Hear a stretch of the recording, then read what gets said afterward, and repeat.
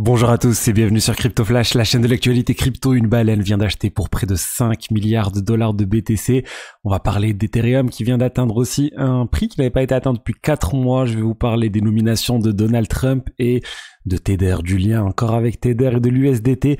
Plein de sujets aujourd'hui. Commençons avec le cours des crypto-monnaies. On a une baisse aujourd'hui du BTC, 95 389 moins 1,48%. La barre des 100 000 dollars n'a pas été franchie. On y était presque. Il restait 350 dollars pour la franchir, mais non, ça sera pas pour maintenant. On va attendre encore quelques jours. Pour moi, il n'y a pas de doute qu'on va finir par dépasser ces 100 000 dollars quand même. Et pour moi, c'est qu'un début. 100 000 sur un horizon suffisamment loin. L'Ether aussi, l'Ether vient de dépasser, là on est repassé en dessous à 3400 dollars, mais il a dépassé les 3500 dollars. Ça n'avait pas été atteint depuis 4 mois. Alors l'Ether il a du mal actuellement, faut pas se mentir. Regardez, on a Bitcoin qui a dépassé son plus haut historique il y a 3 jours. On a Solana aussi il y a 2 jours, ça a dépassé son plus haut historique. Là ça a baissé, on a 240 dollars, mais on a atteint les 263 dollars. Et on descend un peu plus dans le classement, on a BNB il y a quelques mois qui a dépassé son plus haut historique. Donc vraiment, si on prend les 4 plus grosses crypto-monnaies, j'élimine l'USDT, et ben les 4 ont dépassé leur plus haut historique en 2024. L'Ether est clairement en retard vis-à-vis de ces cryptos. Pour moi, ma thèse reste la même. Je suis sûr que lui aussi, il va redépasser son plus haut historique et qu'il va à son tour surperformer la plupart de ces cryptos. En tout cas, voilà, je dis pas que l'Ether va faire un flipping du BTC. Ne me faites pas dire ce que j'ai pas dit, mais je pense que l'Ether va très bien performer. Ensuite, Solana aussi se porte très bien. Là, il n'y a pas de doute vraiment. Tout ce qui est en train de se passer sur Solana avec les mêmes coins, ça continue. Il y a plein de volumes de trading sur les exchanges décentralisés, notamment sur Raydium. Et là, en fait, cette news de Block nous montre que le volume de trading sur Solana sur le dernier mois a explosé. Il a dépassé les 100 milliards de dollars. On n'avait jamais atteint 100 milliards de dollars, 109 milliards de dollars sur le mois de novembre pour être précis. Donc un record, principalement bien sûr avec les mêmes coins, donc Pump.fun, les mêmes coins arrivent via Pump.fun et ensuite basculent sur Raydium. Et d'ailleurs ces deux services ont généré énormément d'argent. Là ils ont généré sur novembre 182 millions de dollars et 71 millions de dollars. C'est énorme ce que ça génère, tous ces services qui servent à trader et à créer des mêmes coins. Bref. Très gros succès, Solana, ils ont trouvé cette communauté de traders à la recherche des mêmes coins, et pour moi c'est le grand public, on l'a vu, le wallet fantôme il était dans le top 4, top 5 des applications gratuites aux États-Unis, donc c'est vraiment le grand public qui est en train d'aller vers les mêmes coins. Et oui, je comprends l'attrait de ces mêmes coins. Ça permet de faire, de se dire, c'est un peu comme quand on joue au loto pour moi. Les mêmes coins, c'est acheter un même coin à quelques dizaines, quelques centaines de dollars et se dire, peut-être que j'ai acheté le bon même coin et c'est lui qui va faire un fois 100, un fois 1000 et qui va me faire gagner énormément. Mais vraiment, je le vois moi plus comme une loterie. Je sais qu'il y a des gens qui sont spécialisés dans l'investissement en même coin, qui essaient de suivre un certain nombre d'indicateurs, un certain nombre de choses. Moi, c'est pas mon style d'investissement. Je vous ai dit, moi, je suis là sur du long terme, je suis pas sur du style purement spéculatif, mais je m'autorise des petites folies, on va dire, sur un tout petit pourcentage de mon portefeuille pour un peu gérer justement ces envies de jouer, tout simplement.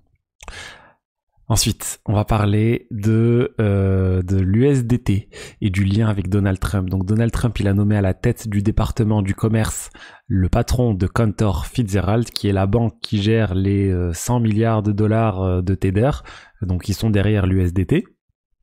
Et en fait, on a appris que cette banque, Cantor Fitzgerald, ils sont aussi sur le point de lancer une offre de lending Bitcoin, c'est-à-dire on met du Bitcoin en collatéral chez eux et on peut emprunter de l'USDT, de l'USD. On sait qu'il va avoir une intégration avec Tether, mais on ne sait pas exactement laquelle.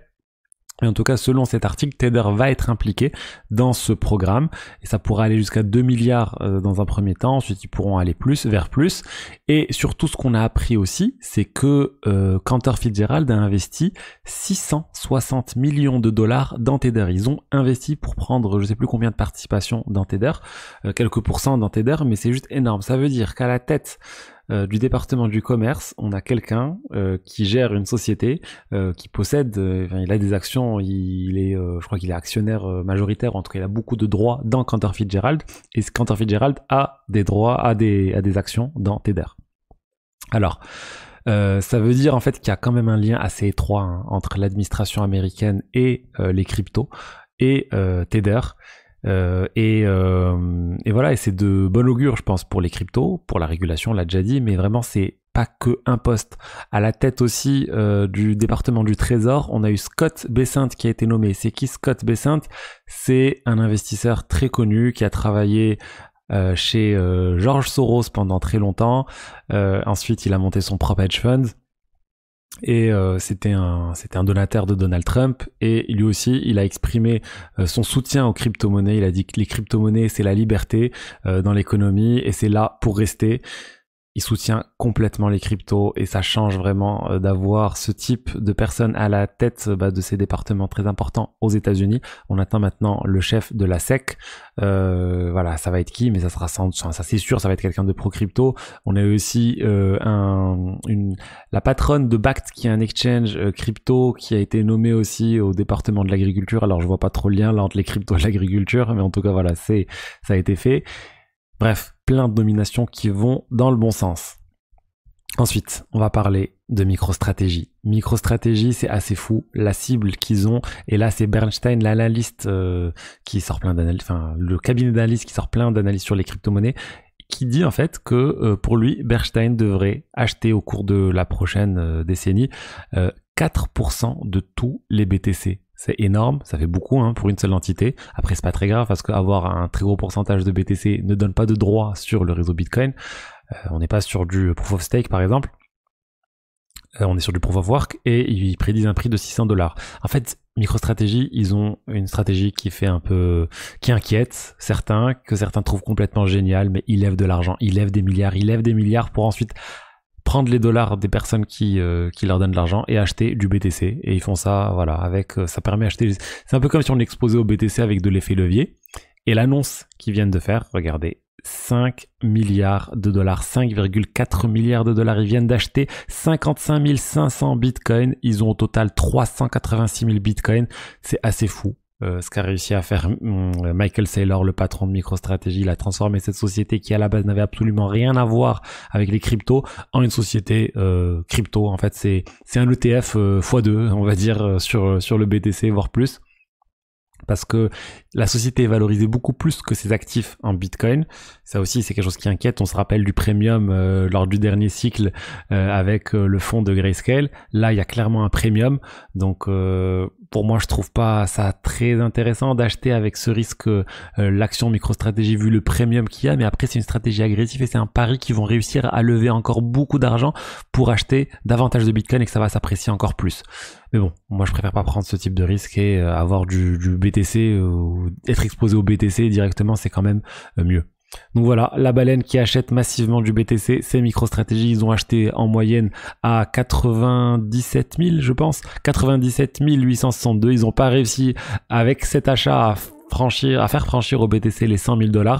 Donc sans doute qu'il y a énormément de personnes aussi qui voient le BTC se rapprocher des 100 000 et qui mettent des ordres de vente parce que c'est une limite psychologique de vendre le BTC à 98, 99, 100 000.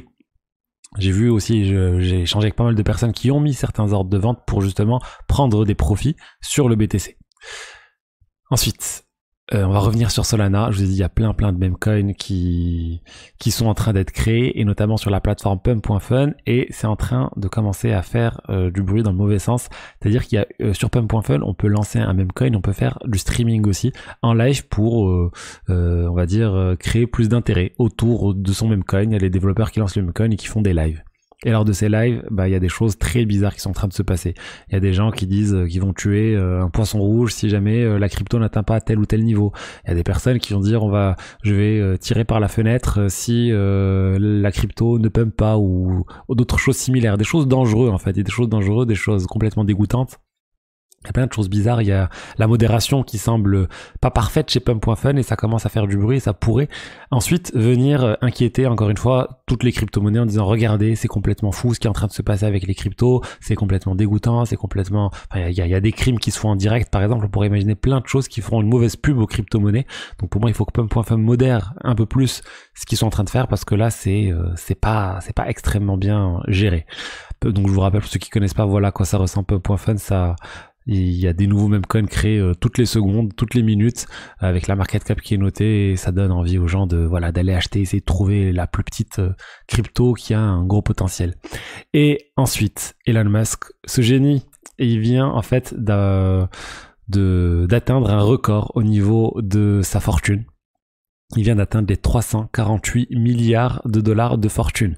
Sa fortune a complètement explosé avec la victoire de Donald Trump, donc il a bien fait de le soutenir d'un point de vue enrichissement personnel, on va dire. Il avait misé énormément dans la campagne de Donald Trump, et là, regardez, il a 348 milliards de dollars. Jeff Bezos est à la deuxième place à 219 milliards. C'est énorme, il y a quasiment 130 milliards entre les deux. Bref, Elon se porte très bien, il est toujours à fond derrière les crypto-monnaies. Et voilà, on va voir maintenant ce qui va se passer par la suite avec lui, avec son administration, là, le Doge, qui va essayer de réduire les coûts au sein du gouvernement américain, au sein de tout ce qui est dépenses superflues. On va voir, et je pense qu'il va continuer de défendre en tout cas, et de pousser aussi les cryptos, surtout, on rappelle, Dogecoin, Ether et BTC. C'est les cryptos qu'il possède. Voilà ce que je voulais vous dire aujourd'hui sur les diverses actualités crypto. J'espère que le contenu vous a plu. Si c'est le cas, n'hésitez pas à liker, commenter, vous abonner. Je vous dis à demain pour la suite. Allez, au revoir, ciao, ciao.